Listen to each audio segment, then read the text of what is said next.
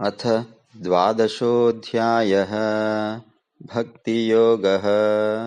अर्जुन उवाच एवं सततयुक्ता ये भक्तास्त्वां पर्युपासते ये चाप्यक्षरमव्यक्तं तेषां के योगवित्तमाः। श्रीभगवानुवाच मय्यावेश्य मनो ये मां नित्ययुक्ता उपासते श्रद्धया पर्योपेतास्ते मे युक्ततमा मताः।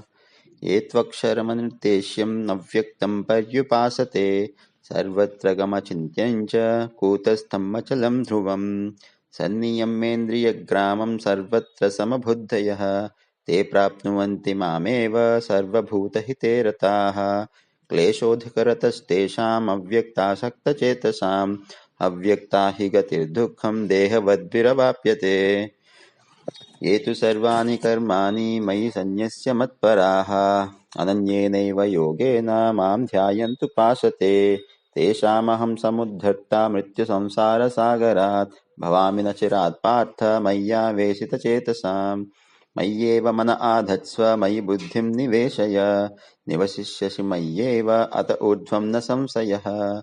अत चित्तं समाधातुं न शक्नोषि मयि स्थिरम् अभ्यासयोगेन ततः मामिच्छाप्तुं धनञ्जय। अभ्यासेऽप्यसमर्थोऽसि मत्कर्म परमो भव मदर्थम् अपि कर्माणि कुर्वन् सिद्धिमवाप्स्यसि। अथैतदप्यसक्तोऽसि कर्तुं मद्योगमाश्रितः सर्वकर्मफलत्यागं ततः कुरु यतात्मवान्। श्रेयो हि ज्ञानमभ्यासात् ज्ञानात् ध्यानं विशिष्यते ध्यानात् कर्मफलत्यागस्त्यागात् शान्तिरनन्तरम्। अद्वेष्टा सर्वभूतानां मैत्रः करुण एव च निर्ममो निरहङ्कारः समदुःखः सुखक्षमी सन्तुष्टः सततं योगी यतात्मा दृढनिश्चयः मय्यर्पितमनो बुद्धिर्यो मद्भक्तः स मे प्रियः। यस्मान्नोद्विजते लोको लोकान्नोद्विजचेत यः हर्षामर्षभयोद्वेगैर्मुक्तो यः स च मे प्रियः।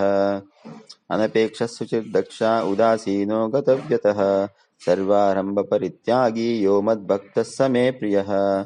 यो न हृष्यति न द्वेष्टि न शोचति न काङ्क्षति शुभाशुभपरित्यागी भक्तिमान् यः स मे प्रियः।